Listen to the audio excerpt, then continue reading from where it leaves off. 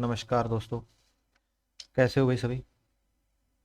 आपका हम हमारे हिंदी यूट्यूब चैनल हिंदी ज्ञान पर स्वागत करते हैं दोस्तों। और आज की कक्षा में हम आपके सामने लेकर आए हैं दोस्तों कृष्णदास, परमानंद दास और नंददास जी के जीवन के बारे में महत्वपूर्ण प्रश्न। और अभी हम ये प्रश्न करेंगे दोस्तों। इससे पहले हमने आदिकाल की 4 क्लासें और उसके बाद भक्ति काल की 4-5 क्लासें बना दी है। और अभी कृष्ण भक्ति काव्य की आज चौथी क्लास चल रही है। तो आपने सभी ने इस क्लास को देखना है। और इस कक्षा के अंदर क्या है कि जिस राइटर को या जिस कवि को हम लेते हैं उसके लगभग सभी जो पहलू है या सभी बिंदुओं को हम छूते हैं और उनको मतलब कोई भी हम उस चीज़ को छोड़ते नहीं हैं। और इसीलिए ये कक्षा के आपके लिए बहुत ही महत्वपूर्ण है। अगर आप मास्टर कैडर और पंजाब लेक्चर कैडर की तैयारी कर रहे हैं तो आपने क्लास को अवश्य देखना है। और इसके साथ ये कक्षा उन सभी साथियों के लिए भी बहुत अच्छी है कि जो जहाँ भी हिंदी साहित्य एक दिवसीय एग्ज़ाम के अंदर आता है तो वो कक्षा देख सकते हैं। और कक्षा को बिना विलंब किए दोस्तों हम शुरू करने जा रहे हैं।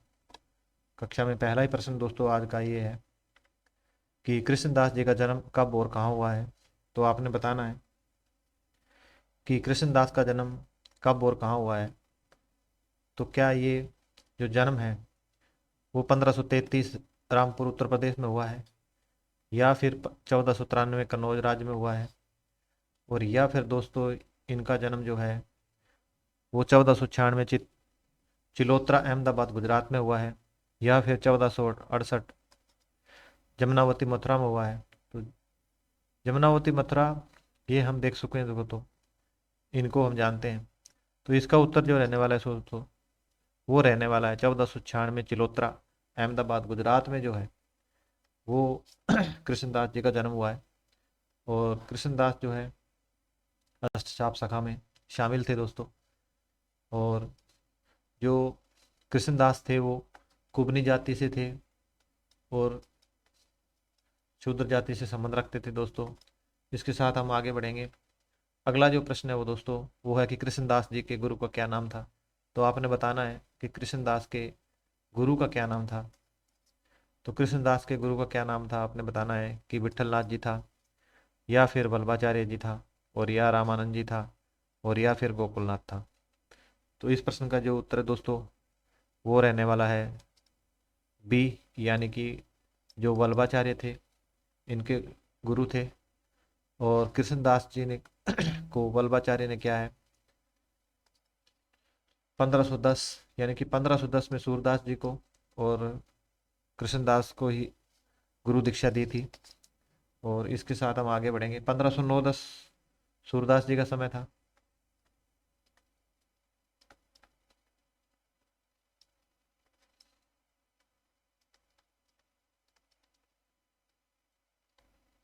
सूरदास जी का समय था शिक्षा तो 1509 से 10 था, सो दीक्षा ग्रहण की उन्होंने।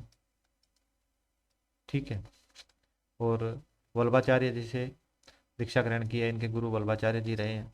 और इसके साथ जो आगे का प्रश्न है दोस्तों आपकी स्क्रीन के ऊपर है, अष्टसाप कवियों में सबसे कुशाग्र बुद्धि के कौन माने जाते हैं। तो आपने बताना है कि जो अष्टसाप या अष्टसखा थे उनके अंदर सबसे कुशाग्र बुद्धि वाले कौन माने जाते हैं।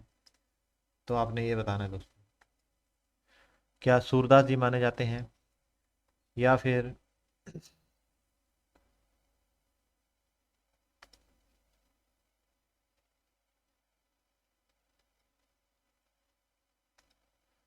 कृष्णदास जी माने जाते हैं, और या फिर दोस्तों परमानंद दास माने जाते हैं, और या फिर कुम्मन दास जी माने जाते हैं। तो आपने ये बताना है कि जो सबसे कुशाग्र बुद्धि के अष्टछाप कवियों में कौन थे। तो वो थे दोस्तों कृष्णदास, यानी कृष्णदास जी की बात की जा रही है। जो कृष्णदास थे वो काफ़ी बुद्धिमान थे। और आगे लिखा है दोस्तों कुशाग्र बुद्धि होने के कारण क्या है, इनको क्या है वल्लभाचार्य जी ने क्या किया, श्रीनाथ जी का जो मंदिर था उसकी सेवा का प्रबंध जो है संपूर्ण रूप से इनको दायित्व इनको सौंपा गया दोस्तों। ठीक है। इसके साथ हम आगे बढ़ेंगे। अगला जो प्रश्न है दोस्तों प्रश्न संख्या 4, यानी कि कृष्णदास जी को कौन सी रचना की कौन सी रचना है, तो आपने बताना है दोस्तों कि कृष्णदास जी की कौन सी रचना है इसमें। तो आपने रचना के बारे में बताना है। क्या जुगलमान चरित इनकी रचना है, क्या इनकी रचना भ्रमर गीत है, या फिर प्रेम तत्व इनकी रचना है, और या ऊपर दी हुई सभी रचनाएं इनकी है दोस्तों। तो हम देखते हैं कि जुगल माल जो चरित रचना है वो भी इनकी है। इसके बाद भ्रमर गीत है वो भी इनकी है दोस्तों। उसके बाद प्रेम तत्व निरूपण है, ये भी इनकी रचना है। तो इसके हिसाब से क्या है, उपरोक्त सभी रचनाएं जो दोस्तों जो क्या है वो कृष्णदास जी की है। और अष्ट साप की हम एक बार बात करते हैं दोस्तों। जो अष्ट साप है उसके अष्ट शाखा इनको बोला जाता है, और इसकी जो स्थापना है दोस्तों 1556 में हुई है। ठीक है।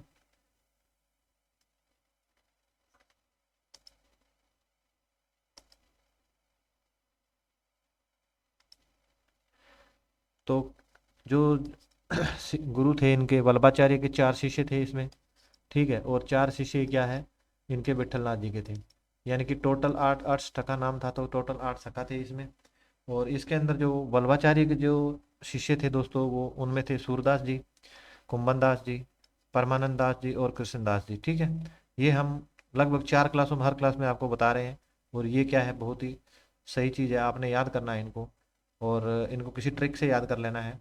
इसके साथ जो विठलनाथ जी के 4 शिष्य रहे हैं उसमें क्या है, क्षीर स्वामी है, गोविंद स्वामी है, चतुर्बुद्ध दास है दोस्तों, और नंददास है। और आज हम क्या है नंददास जी के बारे में पढ़ रहे हैं, परमानंद दास जी के बारे में पढ़ेंगे, कृष्णदास के बारे में पढ़ेंगे दोस्तों। तो अगला प्रश्न जो है वो आपके स्क्रीन के ऊपर है कि अष्टछाप में किसको अधिकारी के नाम से जाना जाता है। तो आपने बताना है दोस्तों कि अधिकारी के नाम से किसको जाना जाता है। क्या सूरदास जी को जाना जाता है, या कुंभन दास जी को जाना जाता है, या परमानंद दास जी को जाना जाता है, या कृष्णदास जी को जाना जाता है।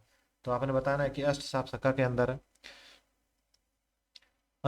के अंदर जो है अधिकारी के नाम से किसको जाना जाता है। तो आपका उत्तर क्या रहने वाला है, यानी कि कृष्णदास की हम बात कर रहे हैं दोस्तों, तो कृष्णदास ही रहने वाले हैं यहाँ पे। ठीक है दोस्तों। तो कृष्णदास कहाँ पे है, यानी कि डी इसका आंसर है दोस्तों। और हम आगे बढ़ेंगे, आगे इसके उत्तर पे चर्चा करेंगे। कृष्णदास जी को क्या है अष्ट शाखा में क्या है अधिकारी नाम से जाना जाता है दोस्तों। ये आपने बहुत ध्यान से याद रखना है। और अगले प्रश्न पे चलेंगे। आगे का प्रश्न जो दोस्तों कि प्रश्न संख्या 6 है कि परमानंद दास जी का जन्म जो है कब और कहाँ हुआ है ना। यहाँ है दोस्तों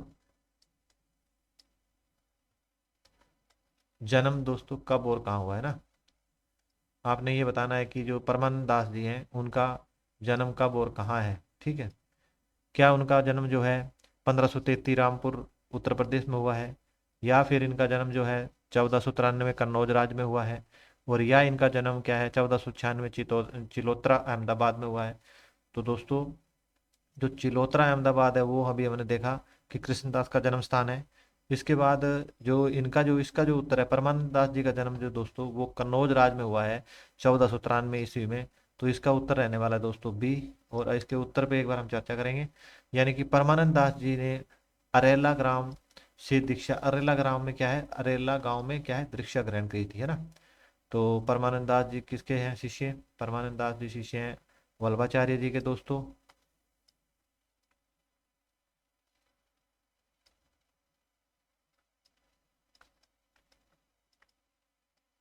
ठीक है दोस्तों। इसके साथ हम आगे बढ़ेंगे। अगला जो प्रश्न है वो आपकी स्क्रीन के ऊपर है कि परमानंद दास जी किस से और कहाँ दीक्षा ली थी। तो आपने बताना है कि परमानंद दास जी ने क्या है दीक्षा कब और कहाँ ली थी। ठीक है। मतलब किस से और कहाँ ली थी तो आपने बताना है। तो विठलनाथ जी क्या अरेना में इनको शिक्षा दी है, या फिर वल्लभाचार्य जी ने अरेना में इनको दीक्षा दी है, या फिर रामानंद जी ने अरेना में दी है इनको। यानी कि अरेना तो हमने अभी देखा है, तो अरेना तो रहने वाला है गोकुलनाथ जी ने दी है। तो इसका उत्तर क्या है, जो परमानंद दास जी है दोस्तों वो वल्लभाचार्य जी के शिष्य हैं। तो इनको शिक्षा जो दीक्षा है वो वल्लभाचार्य जी ने दी है, और अरेना गांव में दी है। और इसके साथ हम आगे बढ़ेंगे। यानी कि जो वल्लभाचार्य जी है वो अरेना में दीक्षा ग्रहण करते हैं दोस्तों। ठीक है। और वल्लभाचार्य जी से करते हैं। ठीक है। क्योंकि वल्लभाचार्य जी के ये शिष्य हैं, तो वल्लभाचार्य जी से ही ये क्या है दीक्षा ग्रहण की इन्होंने। ठीक है। इसके साथ हम आगे बढ़ेंगे। अगला जो प्रश्न है दोस्तों वो है कि पुष्टि मार्ग का सागर किसे कहा जाता है। तो ये बहुत ही महत्वपूर्ण है। आपने बताना है कि पुष्टि मार्ग का क्या है सागर किसे कहा जाता है।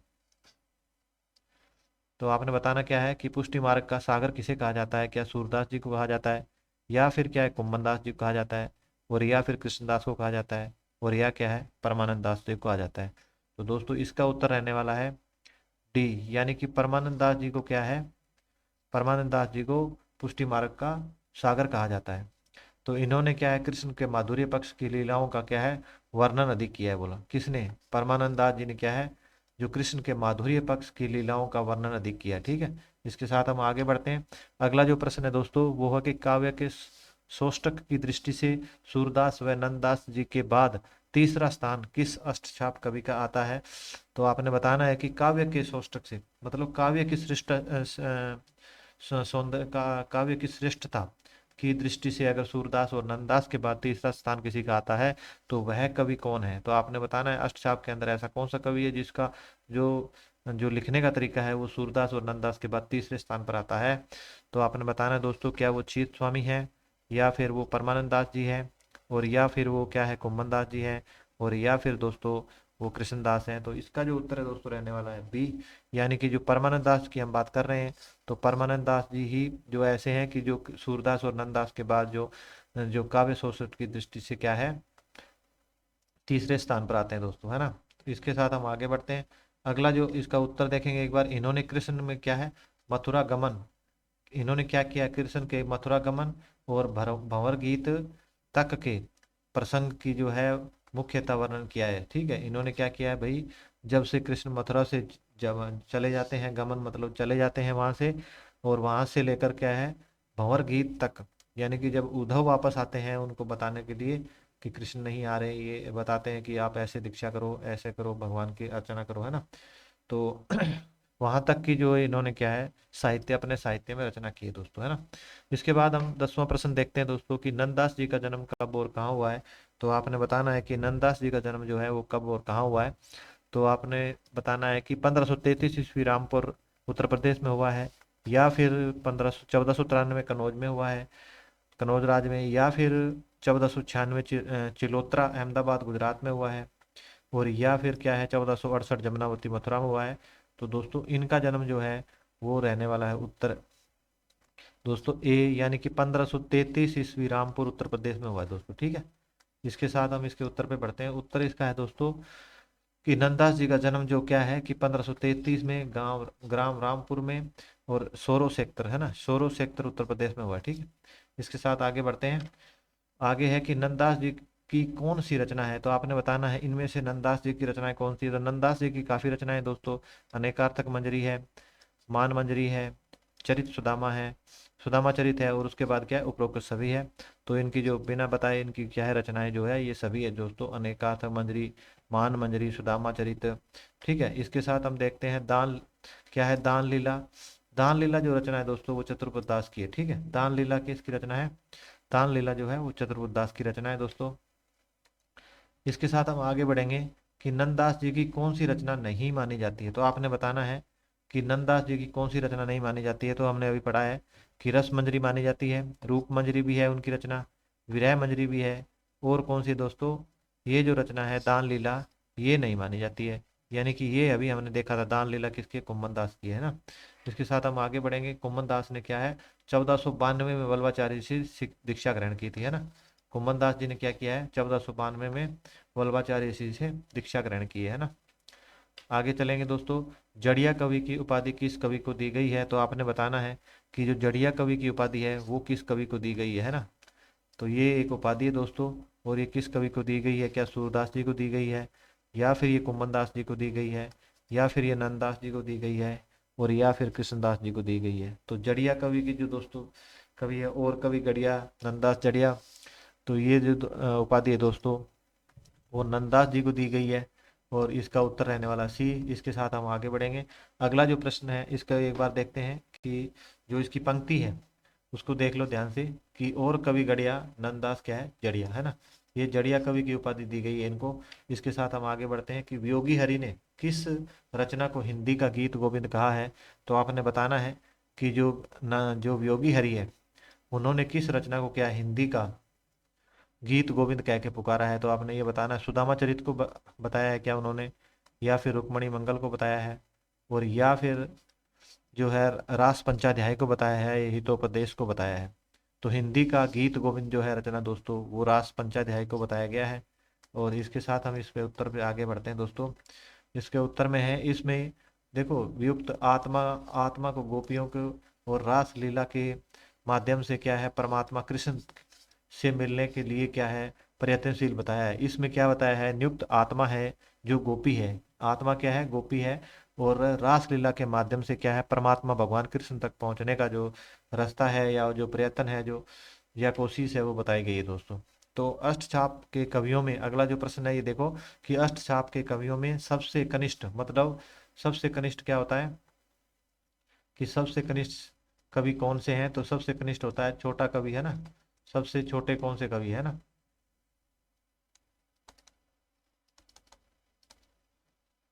तो आपने बताना है कि सबसे